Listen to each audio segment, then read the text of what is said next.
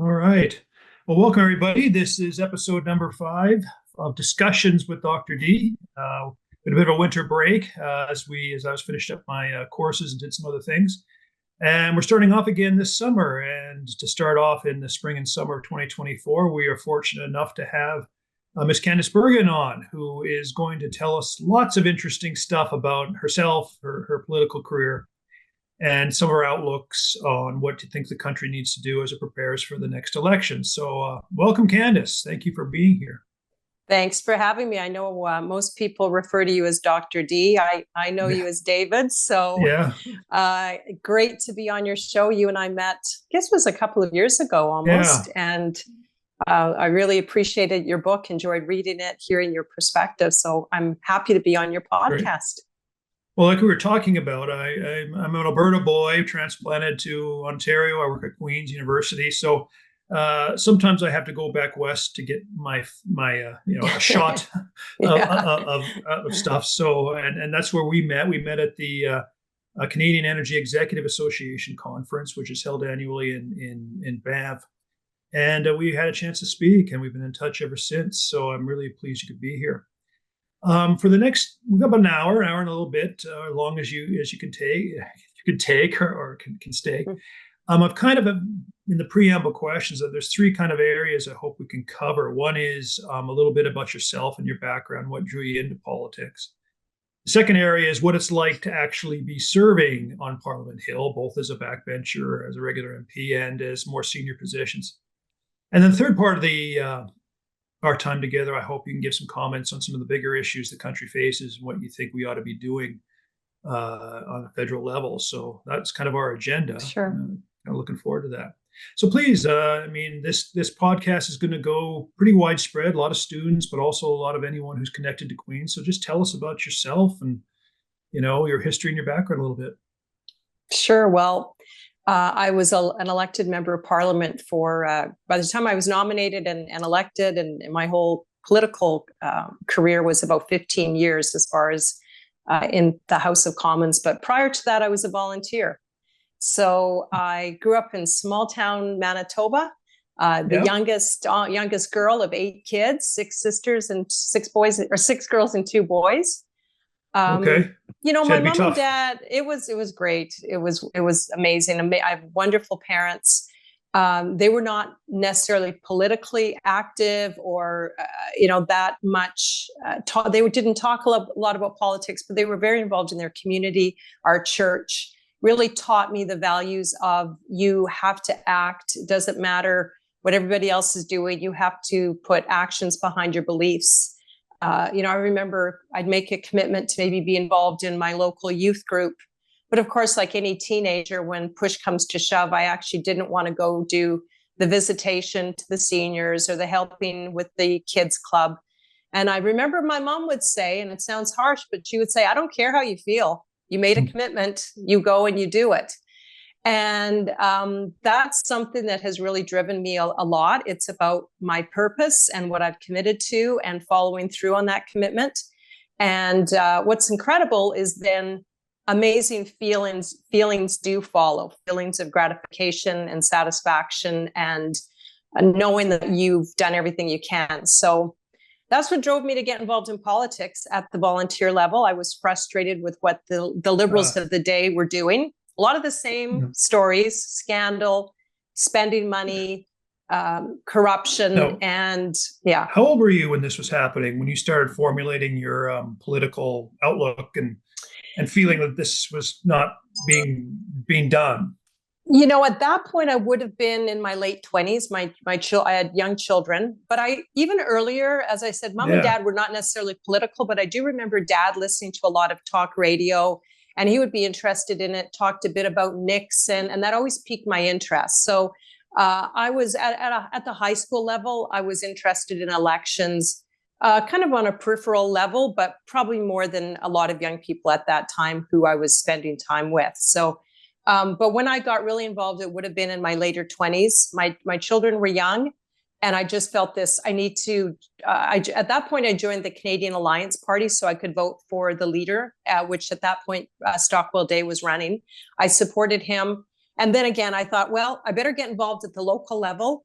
excuse me, I can't just, I'm not just going to have my name on a list. I have to do something. So I got involved at the local level. I was a volunteer. I then started working for at that time, the new leader, Stephen Harper, who had seen me as a good organizer. I had my full-time job raising my children, but on the side, I did volunteer political work, and I loved it. It felt like I was making a difference. I did door to door. I helped a lot of candidates with their campaigns. I was happy to do the background work. And I started to have a few people say to me, Candice, have you ever thought of running? And at that time, I would say women like me had to be asked a number of times. Men typically, when you ask a man that, even at a very young age, they think about it. They're strategizing and planning. A lot of women, and I think it's changing, but a lot of women question themselves. Do they have the ability? Can they learn all of the issues? And then there's questions around family and balance. So I had to be asked a number of times, and I wasn't asked by anybody in power. I was asked kind of by other volunteers who I worked with. And so when the opportunity presented itself where I could run in my own home riding, which was a very strong conservative riding, Portage-Lisgar, I did it with the support of my family and my friends who are not political. And I beat my opponents handily and quickly because I really knew how to campaign. And that was how I got an elected office. There's a lot to unpack there. I want to drill down on some of that. You just gave 15 years of your history. So you sounds like you had your beliefs were kind of molded fairly early on in your life from where you lived and from your parents, at least on how you do things and what matters and commitment.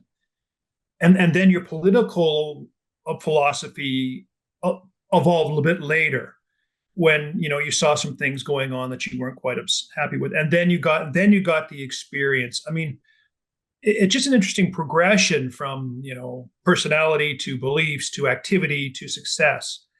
And secondarily, you mentioned a little bit about the fact that we'll drill down on this a little bit more about what it's like to be in public office, and then what it's also the additional burden that women often carry if they want to pursue that. So is that a good summation of where you came from, what you did?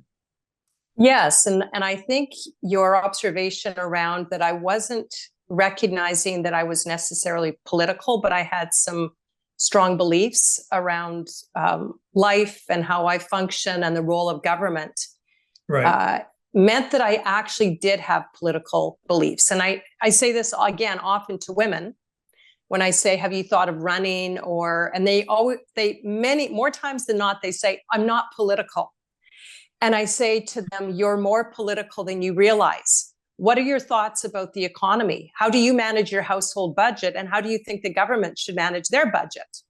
What about crime and safety? How are you feeling about if somebody commits a crime against your child or your neighbor? What should happen to that criminal? And I ask a few basic questions, and they have strong opinions.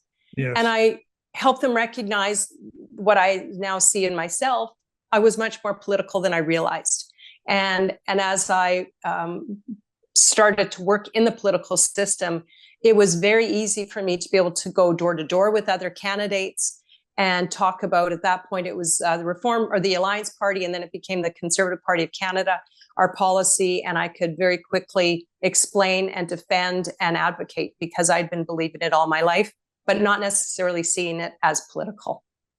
Well, what's the difference? I mean, I think a lot of people think of political as the stuff they see on House of Cards and, very kind of negative desires for power. To me, what I'm hearing is it's a desire to make people's lives better first. And this is the channel by which you do it. Yes. I mean, it comes from, obviously, we all believe that our beliefs, I think what I see as the best way for our society to function and our government to function results in the best outcomes for Canadians. And politics, I mean, there's politics everywhere you go. There's kind of two types of politics. One is just the politics of working with people, getting people to listen to and adopt your ideas, playing a little chess as opposed to checkers to get that done. But the politics that I was involved with definitely was how our democracy works and how we can advance legislation so that it can affect the lives of Canadians. Or in the case of opposition, we have a very important role that is, again, part of our government.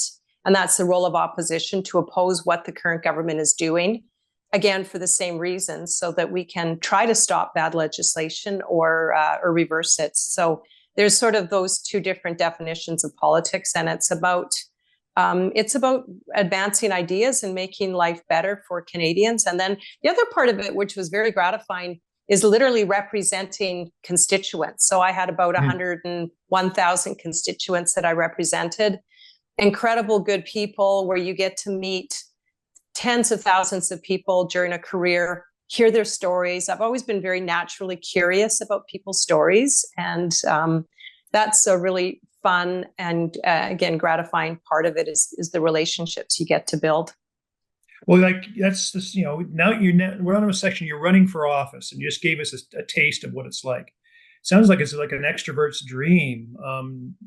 Do you have to be, I guess it's an advantage, but I mean, you got to care about people, but you also got to be able to show them that you're actually about them. Yeah. Yeah, I think you do. I think so. Like, you can be an introvert. I mean, you look at Stephen Harper, I think one of the greatest prime ministers we've ever had and will ever have. And I miss his leadership a lot. Stephen Harper would be more of an introvert. He always jokes. He's an economist. And he said his dad would tell him, Stephen, you don't have the personality to be an accountant. So you can't be. They call it a dismal science for a reason. And but Stephen Harper, he genuinely cares about people, and I do think you have to be able to kind of push yourself to be able to talk to people, listen to them, care about them, and then there is the thick skin component. Which is a whole other topic around the attacks in politics and how to manage that. Well, you opened the door. I mean, one of the things that, we've talked about in private and I've talked about to a number of very bright young people who would make great public servants or great holders of office in terms of their intellectual capacity. We've got one right now who's doing the editing for this podcast. But some of the things they say, I'm not saying this person does, is they're afraid of the nastiness of and how do you get over that? Is it as bad as people think? How do you manage to keep your own sanity when you, particularly in the era of social media, where people can say anything they want about you at any time? And so how did you manage that as it got a little difficult when you're running for office? Well, so when I started as an elected official, I was in my mid 40s. So one of the things that, for me, and everybody's journey is different, and so I'm not prescribing this to anybody because age is just a number. But I do think it helped me that I had some life experience. I'd raised 3 kids. I was married. I had worked in a lot of different areas, had learned how to work with people. And so I think that brought me kind of a level of stability. And my whole identity wasn't wrapped up in this job. I had a whole bunch of other things that were my identity, and my as much as I dedicated my life to it during those 15 years, it wasn't everything. We didn't have the social media when I started. So that I had a little time to ease in, but the media wasn't as brutal. There's a different standard they hold conservatives to, and conservative women like me, because I happen to be what they would label a social conservative. Believe you me, they are not celebrating anyone like me or a Dr. Leslyn Lewis, or they're not celebrating us. But the other part of it that I found I had to really do, my personal relationships were so important. So I had the thickest skin when it came to what the public would say about me, or the liberals, or the media. You know what? You kind of couldn't hurt me. Sticks and stones can break my bones, but you're not going to hurt me, and I'm just going to go harder. But my personal relationships really were important. The friendships, my spouse, my kids, and I probably was a little even more sensitive there. Like, you please be nice to me because I've been yelled at all week, which is maybe isn't a good thing. It is what it is, but that was how I handled Well, it. I had fantastic support. but why? I mean, I've studied politics a long time, but I don't know why the criticism has to be personal. I mean, it just, you're talking about tax rates or, expenditures, but it becomes nasty. And it seems like it's gotten worse. David, here's my comparison, and I've spoken to a lot of school-age children, and there's been a lot of criticism of our democratic system and the fact that we argue and make the House of Commons is a very, very tough place to be, as it should be. The most powerful people in our country should feel very uncomfortable and very much all eyes on them in a fishbowl kind of thing in terms of what they're doing and how they're doing it. And the way I describe it is this way. It's like if I was a hockey player. When I'm on the ice, I just finished reading Theo Fleury's book, which had some discussion around some of the things he's gone through, but a lot was about hockey and on the ice. Now, he also had some addictions and had some things he was doing, but on the ice, he was like, I'm unpredictable. I don't want my opponents to know what I'm going to do, and they better be ready for anything. So then off the ice, obviously, he operated in a different way. And so I would say politics, it is the kind, in Canada and in democratic nations, we don't fight each other with guns and swords. We fight each other with words and with attacks on ideas. If a politician, though, puts themselves out to be a very righteous, virtuous person, and then their actions display something different, they're going to be held to account on it. Yeah. So I always said to young people and kids in school, if you're playing hockey, would your coach ever say, well, go on the ice, but please don't take a puck away from your opponent. Like we don't take things away from people that we are living side by side with and operate, doing life with. And don't try to score a goal on your opponent. That's not nice either. And my goodness, never check them into the boards. I said to these kids, would your coach ever say that? No. Well, now off the ice. Hold on. Have you been watching what's going on? Yeah, I mean, it's getting increasingly a little bit like that. We'll get into that a little bit later. Yes. I think that's a symptom of something broader the country has. Yes. But ultimately, my point being, on the ice, there's a set of rules. Steal the puck, score the goals, check your opponent into the boards. Yeah, you're trying to win. Legally, you're trying to win. You get off the ice, and obviously you don't operate that way. You function in a different way. It's the same politically. On the floor of the House of Commons, and social media, that can be just the general public anonymously attacking, and that's just society. In the House of Commons, we are going to be attacking each other. And the House of Commons is not a place for school children to come and, have a peaceful kumbaya. It's a living, active, breathing, functioning place. And yes, we want kids to be there. We want it to be operating within the rules. But I think we need to be defending our democracy and the fact that our democracy is vibrant, tough, not for the faint of heart, but it is the best in the world, and it's the best system that we have.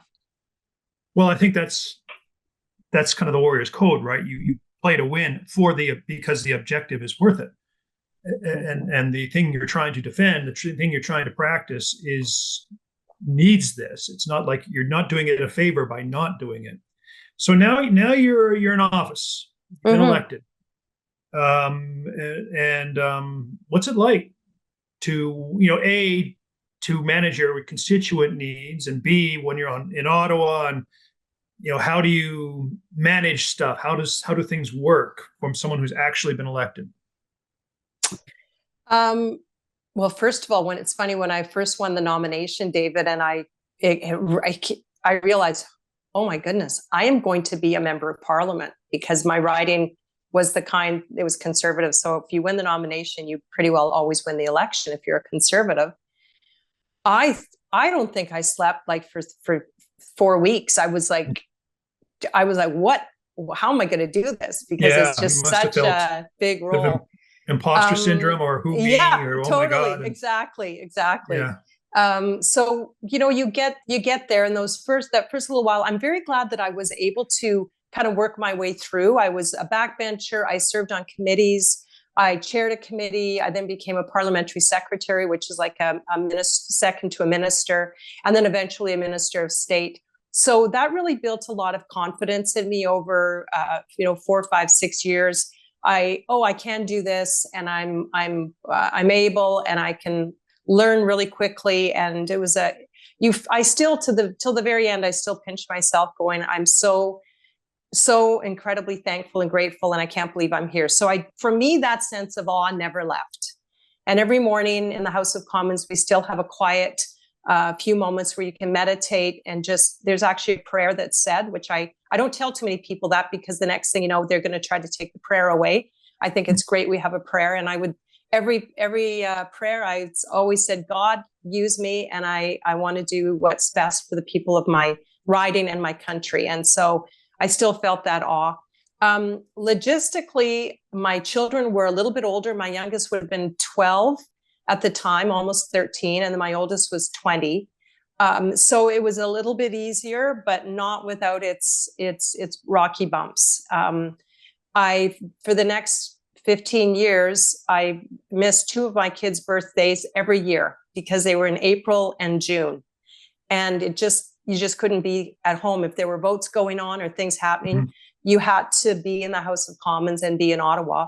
So again, a strong support at home is really important. And what I'm going to say now, David, may not be politically correct. And I'm certainly not giving advice for everybody. But I do advise young men and women that if you would like to be in politics, but you also have a desire to have a family and spend that time with your family, that's really important, and follow that desire. Again, for me, I was in my mid-40s when I started this, and it's been an incredible 15, 16 years, and I'm still going. I'm not working now politically, but I'm doing other work. And we celebrated my daughter's 30th birthday yesterday. And there's so much that life has to offer, and you don't have to do it all when you're 25 or 30. You can do the family part. You can be at home with your children. You can invest, and so I call it, you're planting incredible seeds that will produce so much. So I'm glad my kids were older. Logistically, it's definitely a tough challenge. I brought them to Ottawa for part of that time. But like any job, right, there's sacrifice and payoff. And my kids sacrificed a lot, definitely. And I know that was hard on them at times, but they also got to meet some incredible people and have amazing opportunities. Well, there's a lot there. Again, a couple of things I want to pick up later. One of the things you just mentioned was the importance, or in your view, of family. And I agree on a personal level. A lot of Canadians are not. Like they're choosing not to do this. We'll talk about a little bit later about why that might be and what they're doing. But secondarily, the idea that you can have it all, but you can't have it all at once. You have to build and you only got so much to yourself.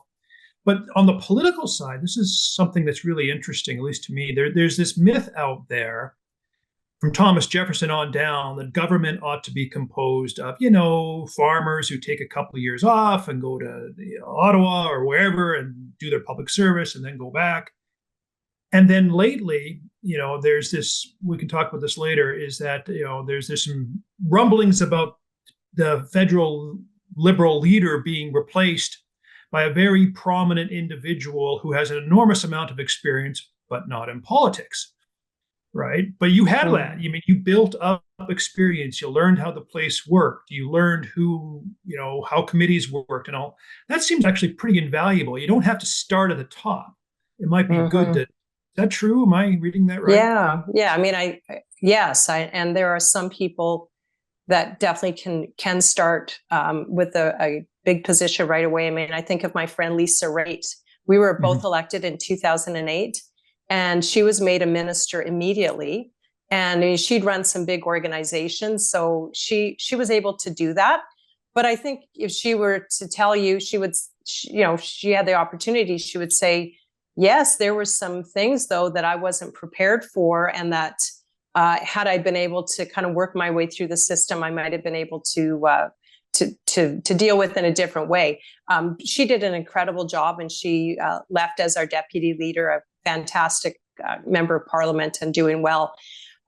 So, I think what it is, David, you deal with the cards you're given. I mean, anybody who starts at the end of their career and gets a ministerial portfolio immediately, believe me, they're going to say, amazing, thank you, and utilize it and do well with it, right? But I just look back and I'm happy that I was given the chances that I was given and that I took every one of them.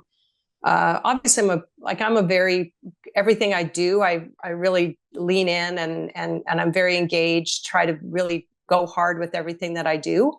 So yeah, in my experience, that was very incredibly valuable and prepared me. Yeah, the individual you're talking about, though, that might take over, our leader, Pierre Poilievre, the leader of the party, hopefully the next Prime Minister of Canada, kind of had a go around there with this individual a couple of years ago. And my sense was that might have been enough politics for that individual. Yeah.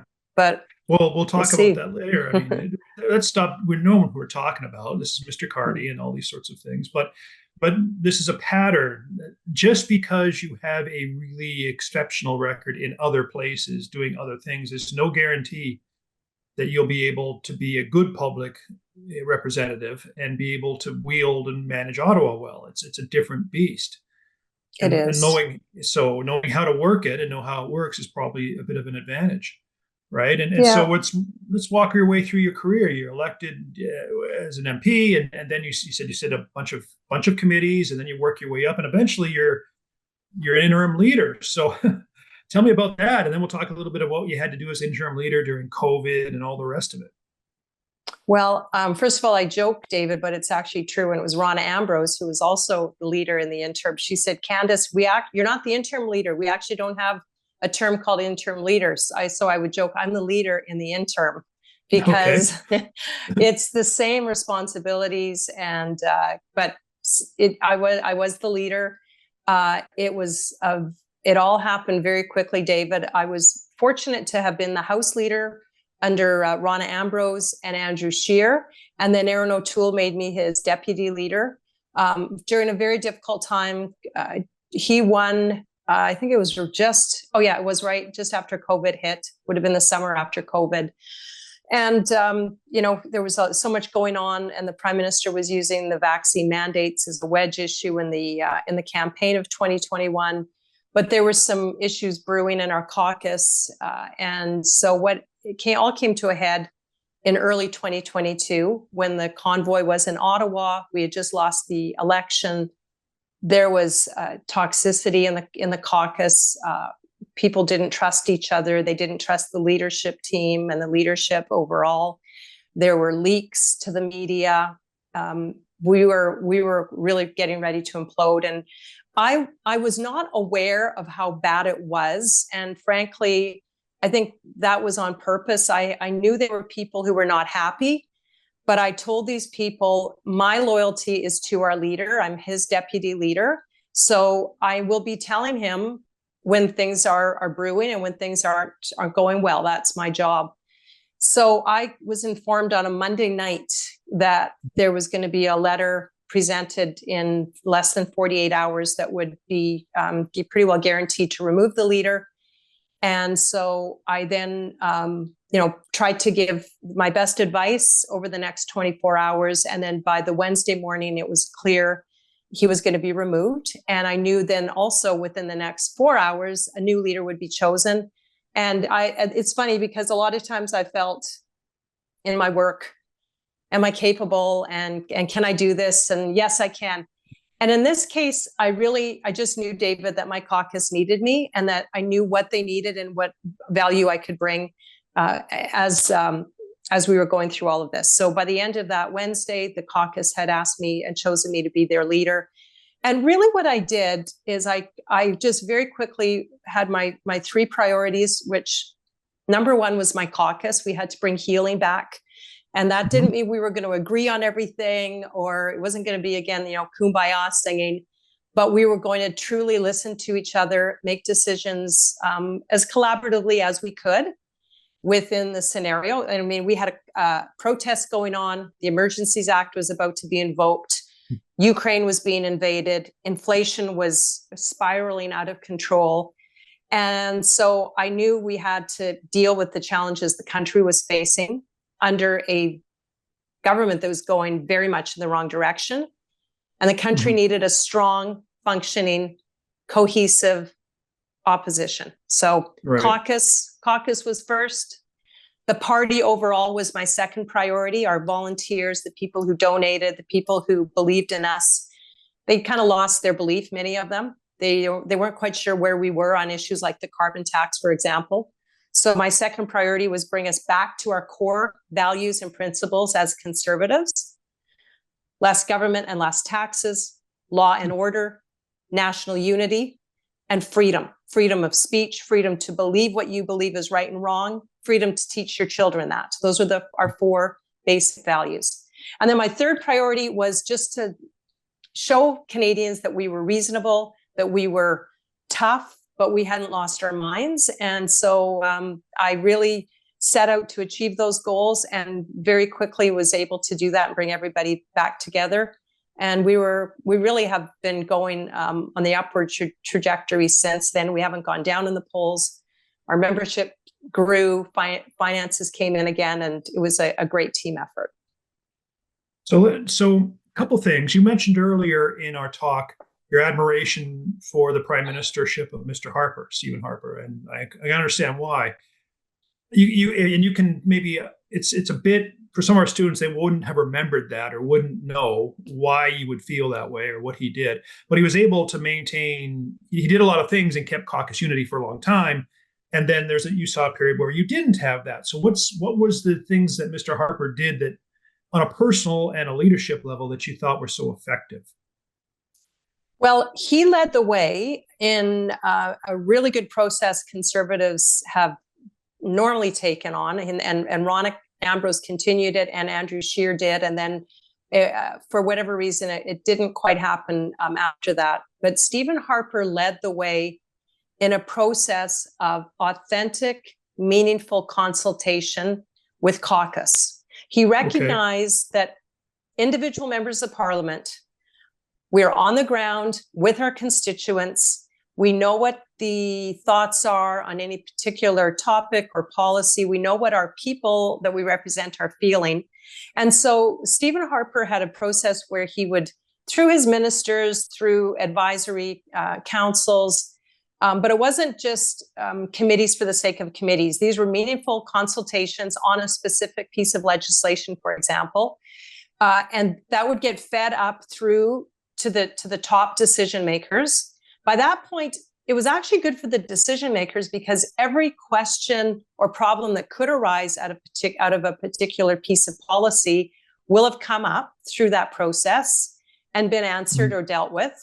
And by the time it got to the leadership, they could then make a decision, and it's still at the very end, they would make the decision and still one final time present it to caucus, which is we would meet privately. All our cell phones were out of the room. We would have very confidential conversations, make decisions, and then the goal was we'd leave that room and be unified, no matter what side of an issue we were on. So for all of this talk that Stephen Harper was a dictator, and it's actually it's so not true. Like, he's a strong leader. Yeah. It's exactly the opposite. What you just said is exactly the opposite of what people think he's like. Yes. Or was like. He was like a dictator. I'm doing this and I don't care. And like, but how, no, he was a strong leader, though. Don't make no mistake. There were times he would come into caucus and he would say, here's the direction I believe that we need to go, and we're going to go this direction.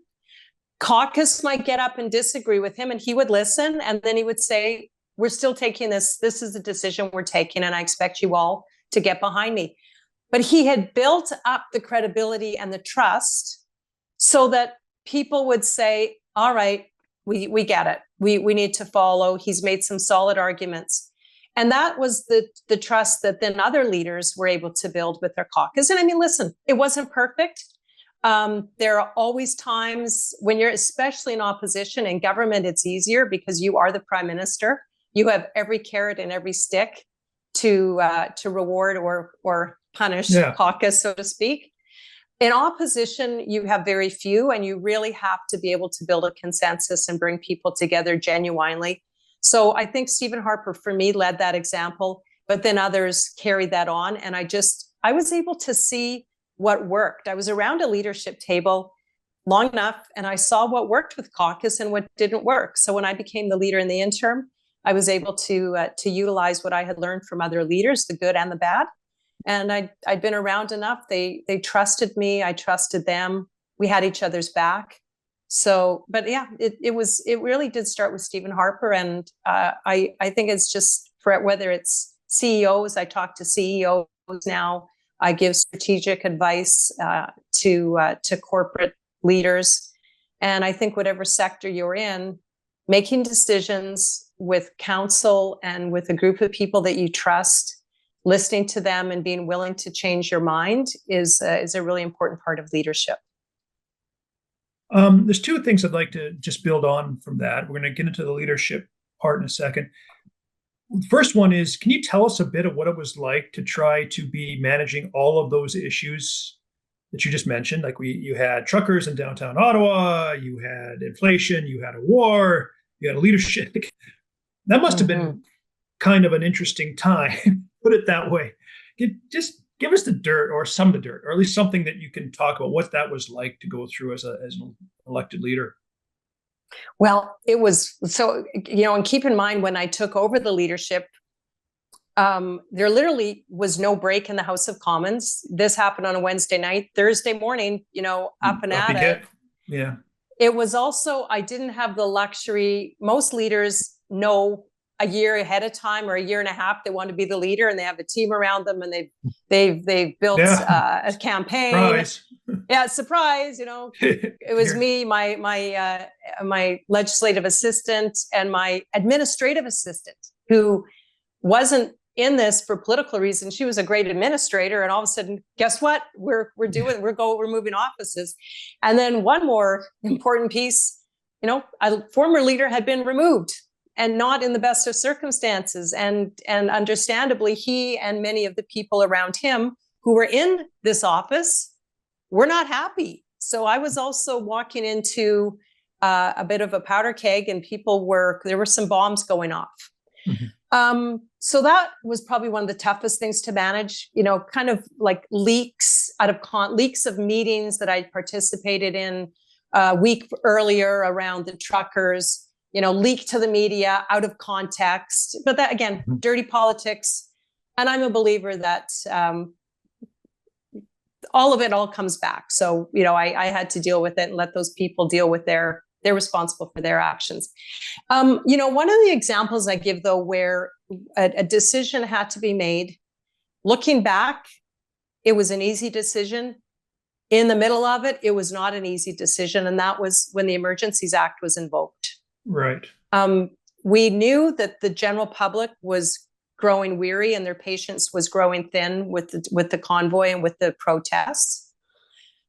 We knew that we were going to be losing that public support as well. So our message to the truckers was, we hear you, we are your voice, but it's time for you to go home. So when the Emergencies Act was invoked, as a caucus, I'm going to dump in there. Yeah. Why didn't they? Like, that was one of the surprises I had, is after they had been there for a while, made their message known, everyone saw it. But okay, it might be time now to let them. Well, why didn't they leave? Why didn't they get that I would message? say the Prime Minister didn't. What we were looking for, and even in Really? question period, my question was, Prime Minister, so for example, this was around not allowing people to work because they didn't have a vaccine. Right. Provinces at that point were taking away those restrictions.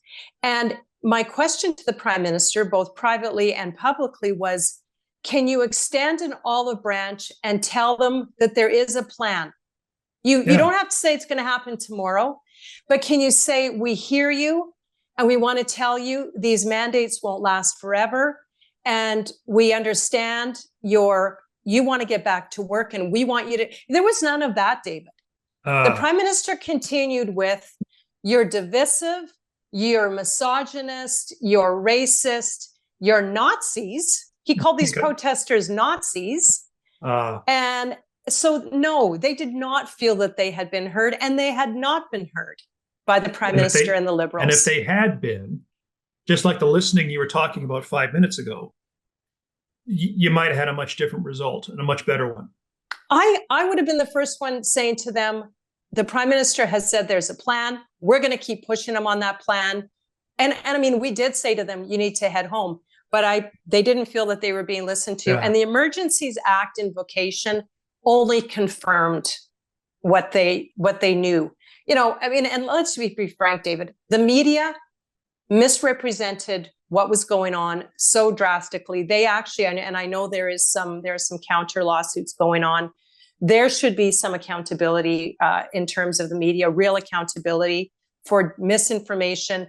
The media spread hatred around what the convoy was and what they were doing. And so Canadians were not getting the real facts of what was going on in downtown Ottawa. But regardless, so we were presented with the fact the Emergencies Act was about to be invoked. We came together as a caucus, and there was a very robust conversation around what do we do? You know, do we support it? Maybe introduce amendments? Do we outright just support it as it is? But the general consensus and great conversation really was about this is an overreach. And let's think about where we will be on this in 5, 10, 15, 20 years. And the message was we want to be on the side of freedom. These people need to go home, but the Emergencies Act freezing their bank accounts, this is an overreach. You know, it absolutely is. It was interesting. Yeah. As a business school, I was extremely curious why the leaders of the banks kowtowed immediately to this. You know, we're going to freeze bank accounts. Oh, really? And they said, of course, we're just going to give customers. I found that a little bit surprising. Looking back, maybe I shouldn't have, but I found that a little bit worrisome that our corporate leaders would become so instantly willing to do this. Most corporate leaders are very disconnected from the general public. You know, they have no idea what's going on outside of their offices. And actually, I'm working on a project that I hope might help change that, but maybe we'll get to that later. So if you wish, you know, there's going to be a big chunk of the end where it's going to be talk about anything you like. But there's a couple of things here that are making their way that you've mentioned already. One of them is a bias in the media, which people claim is happening. It's certainly obvious in the United States, but it sounds like it's becoming big business here. And secondarily, this equation of conservative values with right-wing extremism. That somehow what I'm noticing is people can't put say that to the Conservative Party if they're against it, without also linking it to somehow these are really divisive, angry, mean people. And some now we all have our biases and our perceptions, but you sound like you've got some good ones, or at least some experience. So is this true? Is this something you're seeing as well? And why did it happen? And have we lost a more neutral, fact-based reporting mechanism? All these things. I mean, is this a real thing? Well, I think as far as Canadian media, I mean, they've been bought and paid for by the Liberal government. They're getting literally multi-millions of dollars every year. Not all media. You know, I can tell you my great local radio stations here, Golden West in Western Canada, they're not getting anything. I can tell you that. But the media has been paid and bought and paid for by the Liberals, and they also their editorial boards, their many of the reporters, they just have more of a Liberal lean. They're from the big cities, and that's sort of more their leaning, which, you know, in the old days, you would have opinion pieces and people would declare their bias and their opinion piece would be just that, an opinion. But we would also have news being reported, just fact-based news, and people could make their decisions. Of course, we all know now in an era of they need more clicks. And so whether you're left-wing media or more right-wing, you're going to be appealing to the people that are clicking on your news site. So I think that it's just an indicative model, and which is why there are so many other ways that people are getting their news, some of it good, some of it not so good because, disinformation, et cetera. But I think overall now there's a shift and people are starting to get news from other places. In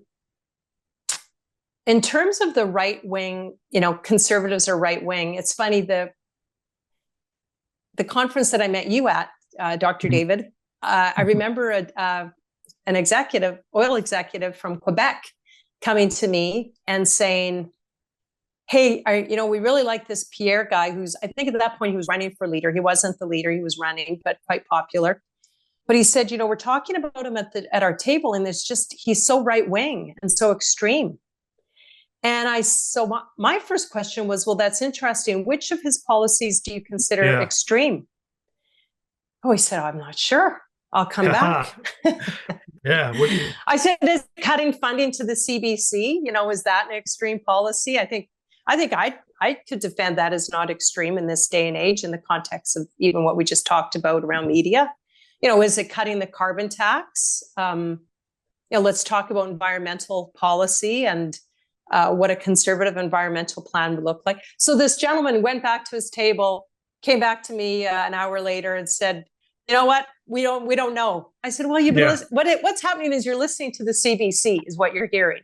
You're listening to the left's mantra. So here's the fact.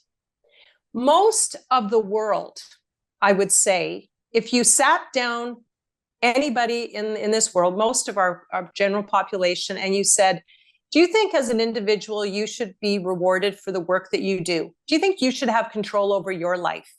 Or should government have control? Most would say, no, I should. Do you think people should be held accountable for their actions? If they steal something from you, should there be a penalty? Or should they just be able to, go to? No, I think they should pay a price. Do you think you should be able to believe what you want to believe and teach your children the way you want to? Yeah, I think I do. These are center right policy, and I would say a vast majority of people have center right beliefs, but it's always skewed as extreme.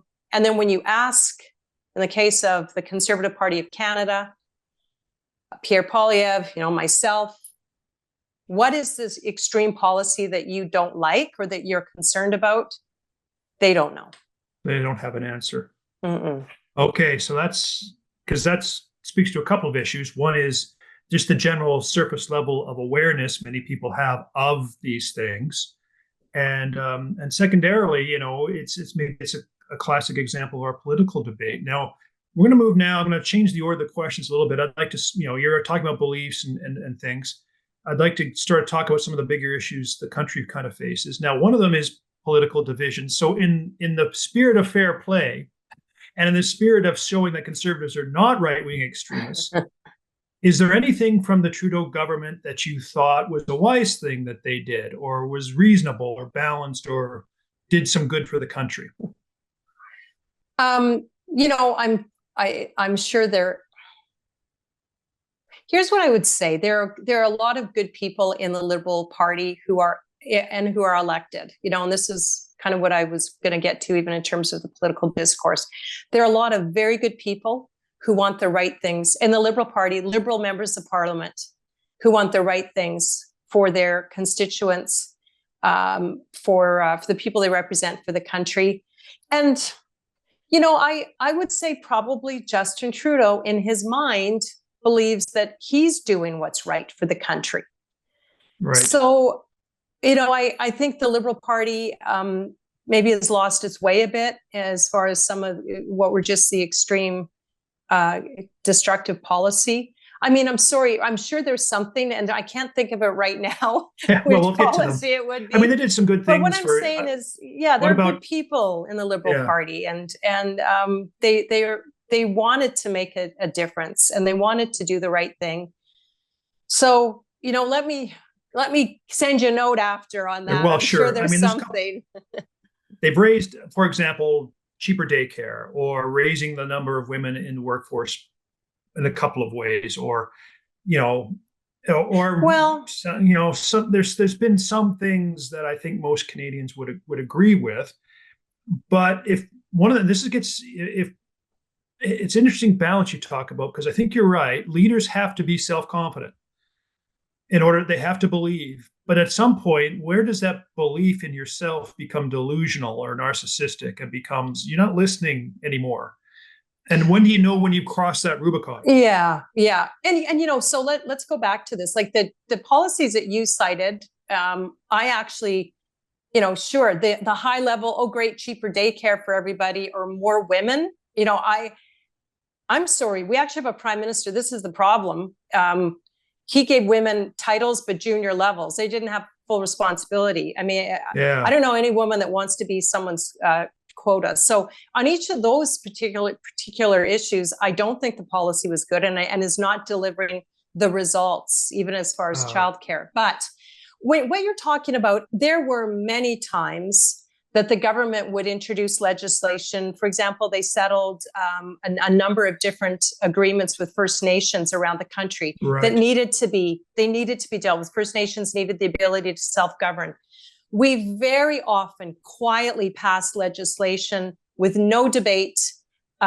We would actually have a consensus around, let's just let this go quickly, no debate, it'll head right to the Senate, passed without any kind of problem. So there were many, many times that happened, and the government was doing the business of government, which is what they should be doing. And it was around solving some of those smaller problems, but they actually were big issues that needed to be solved. And the government, between their the civil servants who were advising them, and then again, some good leadership in the Liberal Party that, although I disagree with, there were solid ministers who did their jobs and did it well, and problems were solved. But as far as that question, David, I think that can be asked of anybody, whether you're a 25-year-old student or a 60-year-old CEO or professor or politician, or where do you start to think that you know everything and you stop listening?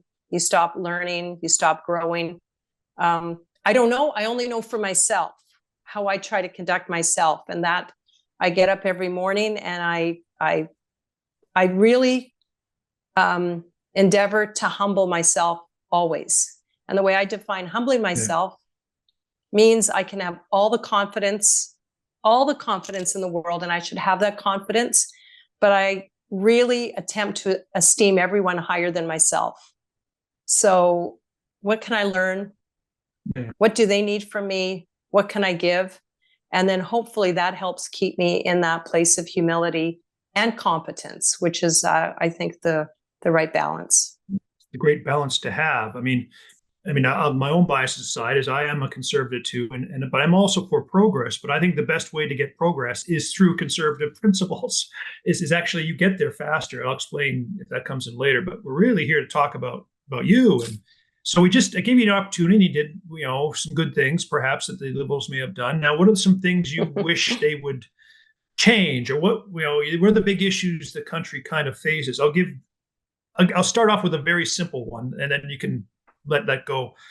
How do you both increase the size of the federal government by, I don't know how many tens of thousands of workers, and spend hundreds of millions of dollars on external consultants at the same time? Like, stuff like this. What would you say is the debt issue, the economics issue? That's just a start. Where would you like to make comments about we should be focusing on, what we should be doing?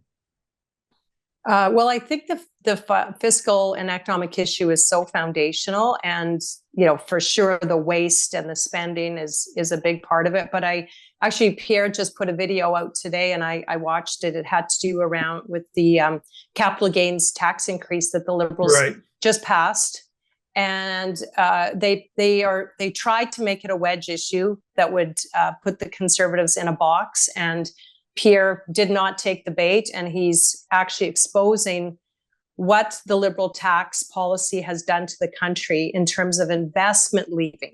We know whether it's our natural resources, manufacturing, doctors, entrepreneurs, people who are creating jobs, they've never left this country before like they are now.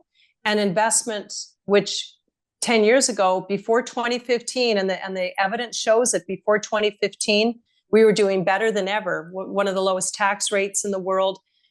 investment was coming here, which brings with it jobs, the tax money that does come from this investment. So to answer your question, I think one of the first challenges that Pierre is going to have to tackle is to very quickly and transformationally show the world that Canada truly is open for business again. And that means our natural resources, and we are not going to apologize, and we are going to let our natural resources do what they do, which is extract and transport energy in the most responsible way. We harvest lumber and make incredible lumber products in the most environmentally sustainable way. We produce food for ourselves and the world in the most responsible, environmentally sustainable way. And we have minerals, critical and other minerals, mining. Yeah. Those are just a few of the, and we have to tell the world that we are again open for business, and we will continue to be an environmental leader, but we will not be shamed or bullied into shutting down these sectors just so that the elites in Davos can again, pat themselves on the back and say, "Oh, look what we've done." Mm-hmm. Okay. So that's something. I think you're right. I mean, one of the things I tell my students, Canada's been trying to create Silicon Valley North for 40 years, and we can't do it, because everyone who's a good computer programmer wants to go to the real one, but we can do these other things, that we have great natural wealth. And a lot of folks, The Economist and others, are saying we should have much stronger economic performance based on our just natural resource wealth. So that's one issue, is how we can be open for business in the sectors that we have some strengths on.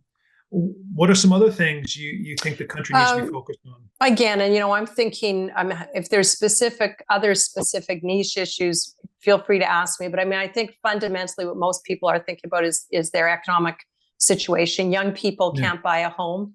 I think we need to, very quickly, and we can do this with tax policy, we need to allow builders to build homes. And the fact is 90% of our housing is built by private builders. And for private builders to build, they have to be able to make a profit and not be overly taxed on it. They're happy to pay their fair share. But I would love to see a policy whereby if private builders sell existing property and then take the capital gains and the money that they've made and reinvest it in more housing, that they don't have to pay a capital gains tax on it. So they're not selling their property, making, a couple of $100,000 or $500,000 and buying boats. They are reinvesting it in more housing, which will immediately increase supply. And that's how we get affordable housing. It's not by government building housing or by more co-ops. Affordable housing comes when there are more houses built, because it's a supply and demand equation. So I think that's a big issue that Pierre is going to have to tackle. I know he's going about it the way, which is smart, stopping the gatekeepers or the red tape at the municipal and city level, which does add a lot of cost for home builders. But an area that I think has to be addressed is capital gains for home builders and seeing that supply. Now, here's where I'm not sure how is this solved, David. We want housing to become affordable, but those of us who own a house sure don't want it to drop in value, do we? No. So that's going to be an economic situation that, maybe there'll be a nice sweet spot there. Well, one of the things, I'm in that spot right now, not that I'm hugely wealthy, but I've had a chance to buy a house, which my kids will not have unless I help them. And this is the same true for just about else. So, maybe convincing people my age of the necessity of helping, but they that gets, I don't know much more about it than that. You asked about a specific issue. Here's one that I am like, there's going to be some things, assuming Mr. Poilievre wins, that it's going to hit him right in the face day one. But here's one that's bubbling underneath, but is a longer term challenge. And I'd like to get your view on it. A lot of young Canadians don't believe in Canada anymore. What do I mean by that? For example, one of the things I've noticed at Queen's is there's been a marked drop off in the level of poppy wearing at Remembrance Day. 5 years ago, 80%, 70% of the people had one kid, students. And last year, I could count on one hand see 1,000 students, you might see 5. And I asked my students this. One year I did this. I bought them all poppies. They'd say, well, I don't have any change. I can't put them in any change. So I don't want to buy it. Well, I bought them all. It's $40. Here, go buy one. They still wouldn't wear them. So I said, why aren't you wearing these things? And their answer to me, now these are very experienced, very skilled, smart young people at Queen's School of Business, we're afraid to. Because to wear a poppy is to somehow celebrate a history that ought not to be celebrated, but instead has been, somehow, like, there has been some dark spots in our history, as there has been with every countries, but we've done some good things too. What I am worried about is that people don't recognize this aspect, that their country is a very good one, very strong one, that has lots to be proud of, and that you should continue to make it better by doing the sorts of things like starting a business or, teaching, doing something productive with your life. That's something I'm worried about.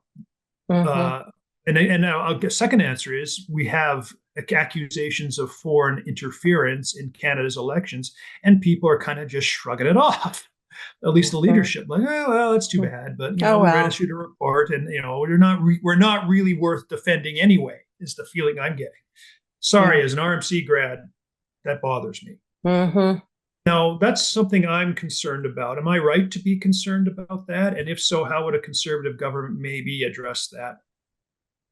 Well, I think you are right to be concerned about it. You're seeing it firsthand at the university level, and young people who are preparing to enter our workforce and have a family and become members of Canadian society. And I think it's a symptom of how divided and neglected our country as an actual nation has been over the last number of years. It's kind of like a family, David. You think of your students. If their family was dysfunctional and divided, and our family sucks. We've had a lot of challenges, and man, we've really done a terrible job at addressing them, right? As opposed to, hey, our families had challenges, but look at where we are. And at the end of the day, we love each other and we're here for each other. And there's maybe mom and dad divorced, but we still care about each other. You're proud of that family. The families, when young people are ashamed of their family, it's usually because dysfunction, shame, guilt. Our country has been mired in shame and guilt, frankly, for no fault of anybody that I know. A lot of the stuff that happened that we wish hadn't happened, I didn't do, you didn't do, your students didn't do it, and nor did our parents or our grandparents. It was a government of the day that thought they knew better. Again, there we go with that. But the shame has been so intense, fed by the current government and bureaucrats. I just saw where Parks Canada, I think the head of Parks Canada said, we're ashamed of John A. Macdonald. That in and of itself is shameful. So there has to be, I do not blame the students. And I can tell you the hope, David, that's not everywhere. Where I'm from in rural Manitoba and in other parts of the country, a lot of young people, right after Halloween, you start wearing your poppy and you don't take it off until at the end of the day on November 11th. So it's not everywhere. I think universities, I'll be really honest, I think universities bear a responsibility. And I hope Pierre holds them to account. I think that there needs to be some responsibility and accountability with leadership at the university level to be, again, creators and disseminators of knowledge, and where young people can have free speech, express their opinions, whatever they are, but not spread hatred and call for the destruction of one group of people or any group of people. But this is going to take some work. I think it can happen. There was the decade of darkness when the military was really shamed and we were not proud of our military. And again, it was during the Liberal rule in the 90s. When Conservatives won government, we really invested in our military, and we were extremely proud of our military. And very quickly, our men and women in uniform became heroes again. They would walk through the airports and people would cheer them, thank them, patriotism came back. And I believe that when you allow Canadians to be free, you allow them to flourish economically, you allow them to express themselves, you acknowledge the wrongs of the past and say, we're doing better, but we want healing and unity, not division and shame. I've never known a relationship to be healed because of shame. Never. Yeah. Well, I'm And just going to dive in. So, the opposite of shame is pride. Pride's supposed to be a sin, but I think shame is too. Like it doesn't help to think you're an awful being. It doesn't make you any better. And by the way, to my knowledge, we're the only country that has gone to the extent that we have in the Germans did a lot of it, but the Americans don't do this. The Australians don't do this. We could be leaders in reconciliation if we do it right. We could help the rest of the world. And that's something that we could have some pride for. I mean, you also mentioned the armed forces. I mean, again, in this RMC grab, but one of the things I've noticed is that we are being criticized very heavily, and I would argue for some good reason, about our lack of commitment towards what we would call the harder aspects of military security. We don't spend a lot on military defense. Our equipment's old, these sorts of things. Did you have any views on that or thoughts on that? Yeah, I think our military, not just in terms of what you referred to, our investment, and frankly, whether it was liberal governments or conservative governments, we never fulfilled our NATO obligations. I think it should be more than aspirational. I think we need to be doing that. However, I think there does need to be some, obviously international accountability. I've said this to you. I think energy security and sovereignty should be linked to NATO. I think it is. Yeah, so do I. But I mean, in a real way. But when I'm hearing stories from the military, how men and women don't want to join anymore. It's just become basically they're going, fighting forest fires and helping, during COVID when seniors were in terrible conditions in long-term care homes, which I think our military wants to help wherever they're needed, but they're trained and always have been trained and always punched above their weight up until recently.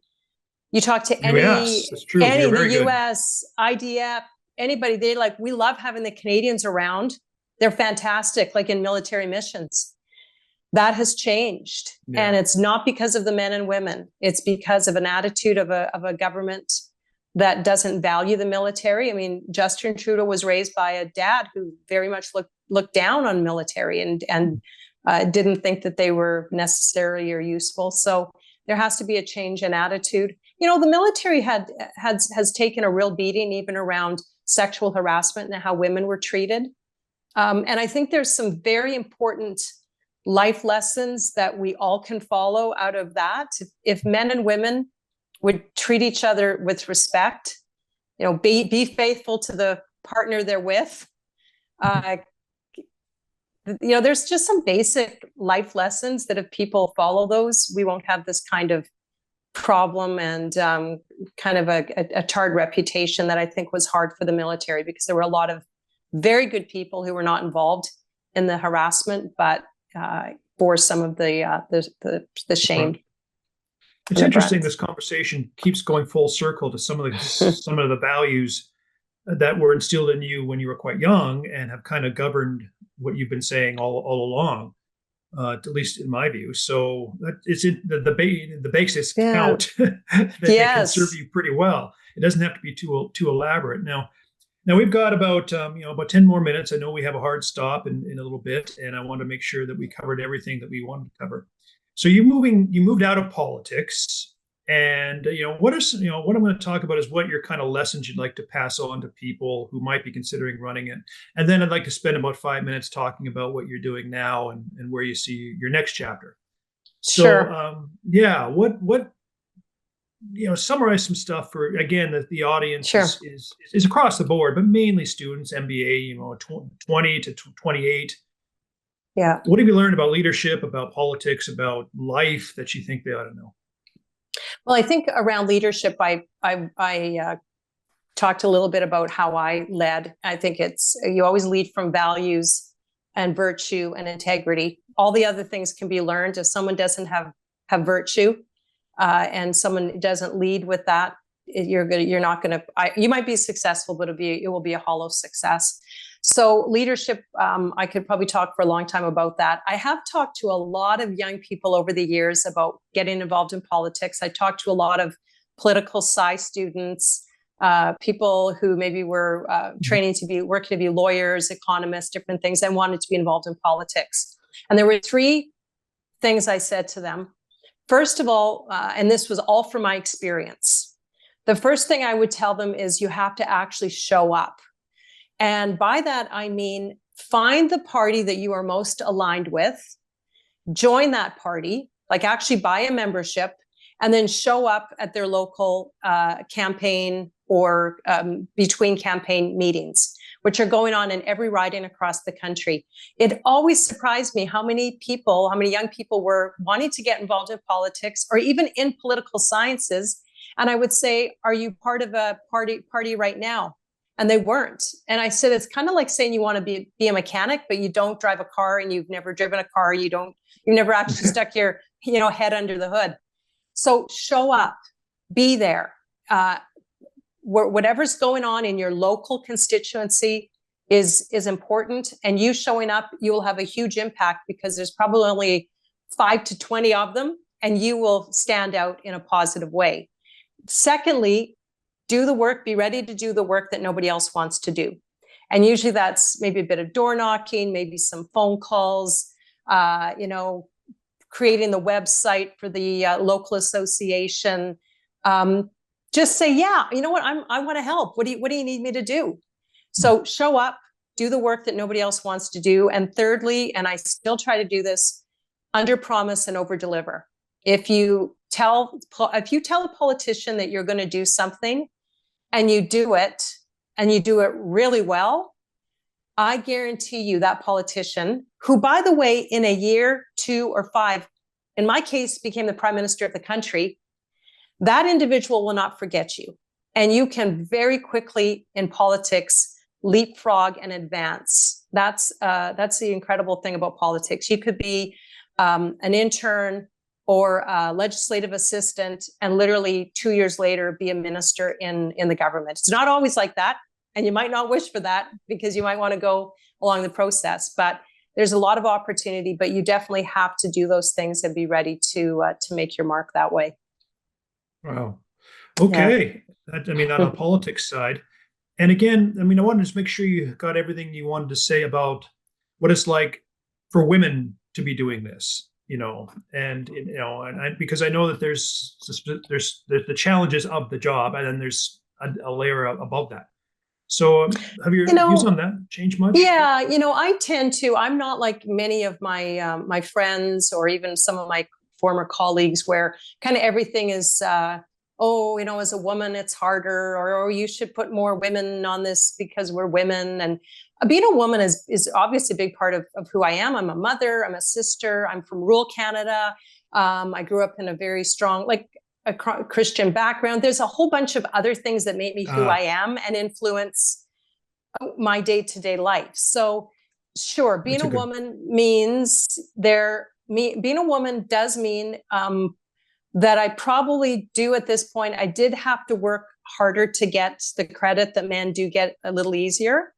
I would say that I do see that happening. Women do have to work harder, but we can say and do things that men can't, which then I believe advances us in other areas that maybe are not as measurable. And again, I just tend to be the eternal. I'm always believing in the good and what good things are going to happen. So I view things that way. If there's a challenge, I don't know, was the challenge because I'm a woman? I don't know. Maybe it's because I'm from rural Canada. Maybe it's because people don't like blonde ladies. I'm like, I don't know. Challenge happened. I'm gonna kick that door down and learn from it. So that's how we all have these bundles of things that make us up. And then, one of the things that we've talked about privately is this overemphasis on any particular aspect of your identity as being the sole definer of who and what you are. Yeah. Seems overdone. And, you contain multitudes, as do I, as does everybody. And But certainly I'll just say on the issue though, around being a mom, and that's women. Women are moms. The men, Yep. you know, we're the ones that have the babies, but no, and you're great. Men are wonderful fathers. Like we're equal, but we're different. But we need our dads and the incredible men in our lives. But women are the ones that we only have a certain time period where we can have our children and have that time with their children. And so again, I would encourage young women to be true to who they are in their heart. Don't let society tell you what to do, whether it's going to work and not having a family, or following a desire to have a family and spend time with your children and invest in that part of your life. Never be ashamed to be a woman and what it means to be a woman, and allow those incredible different qualities that we have as women to flourish, and not try to be like the men, but be who we are and be strong in that. So that's what I learned. And I was never a victim, or, oh, I need something because I'm a woman, or I'm not going to go there. And I would encourage young women, be strong, and you're going to earn every single thing that you get. So what are you doing now? So now I'm really enjoying my post-political life. I still love watching the House of Commons and cheering them on. But I never, it is, but I never wish I was there, which to me is a good thing. Really? I'm not looking at it. You don't miss it? No, I miss the leadership team. I miss my colleagues and being part of those decisions. I loved being part of dealing with legislation. How are we going to approach it? Sort of playing the chess versus checkers game. I liked that and enjoyed it. The nice thing is I'm very good friends in Ottawa, so I'm still in contact with so many of them. But David, I don't miss the House of Commons. I believe in it. We need it, but I'm glad I'm not there yelling and being yelled at anymore. It's tough. Yeah. So now, and I get to be home a lot more, but I'm doing some really fun work in the private sector. I'm doing some strategic advisory work, which is kind of like the work I did as a member of parliament, where I would listen to businesses and give them my advice in terms of what a government might be viewing them as, how politicians view them. But it's also expanding and providing leadership advice. I'm doing some speaking around leadership and setting strategic goals. And yeah, so I get to work with some cool sectors. It's not just one sector I'm working with. It's a broad range of sectors. It gives me flexibility. I meet some very interesting, incredible people who are doing things for the good of the country. And I'm excited. I'm like, great. Now the next 30, 40 years of my life, where's it going to take me? Well, and you mentioned to me privately, how's this going? I have to bring it up, but you thought you might write something. Yes, you are my encourager. Yes, I keep saying, maybe there's some things that you could say that, even just for yourself, this is what I think about this, and then you even firmly. But anyway, I'll just drop that bomb. Well, as you can tell, I'm a good talker, as my husband has recognized. And he says, Candice, you should, do it in a recording, and then it can you can do that. Transcribe it. So, maybe that would be the better way for me to do it, because it's the actual, and I probably have a bad desk, and those are all my excuses. Sure. But one quick thing I am working on is, it's not. I'm working on a project called the Rural Prosperity Group, which is going to be a campaign, a 2 to 5 year campaign, where we are going to be champions of rural Canada. Most of our riches and economic development come from rural Canada. All of the natural resources that we talked about, plus an incredible way of life. And I think that many legislators, as well as corporate Canada, has forgotten about what we do. And we're not asking for any special treatment, but just to be considered in legislation like the carbon tax, like firearms legislation, like connectivity. So I'm working on that project on the side, and very excited to be one of the co-creators of this Rural Prosperity Group. And if I remember correctly, you also have a house on a lake somewhere or something like this. Is that correct? Yeah, it's actually a trailer. It's like in a trailer. What do they call it? It's on a lake, but there aren't cabins. These are house trailer type things. It's my happy place. It's it's called the park model. That usually tells you how old you are when you've got the park model. Okay. All right. No, I have a friend who lives in Winnipeg. He does the same thing. He goes up to the lake, and this is his thing. Yeah, And it's nice. Alberta, we only have like one lake. Well, that's not true, but that's not what we did. But Ontario's got 10,000, so I can certainly understand the appeal. Manitoba has lots of lakes too. So yeah, good. Well, this has been fun. Thanks for, I've for loved asking it, me and these I've learned questions. a lot. And yeah, And it's been good. I mean, I think you're going to give that some great insight to the people who are going to be listening. It's some great insight to people who might consider taking bits and pieces of your career. And it was really kind of you to make the time. So good luck with the Rural Prosperity Initiative and on your corporate side. And I'll keep bugging you about the book, but quietly. Sounds good. I appreciate that. You're the one who got me writing to start writing, and I got to restart again now after speaking with you. But thanks for having me. You're welcome. Thanks very much, Candice. Have a great day. Take care. Okay, you too.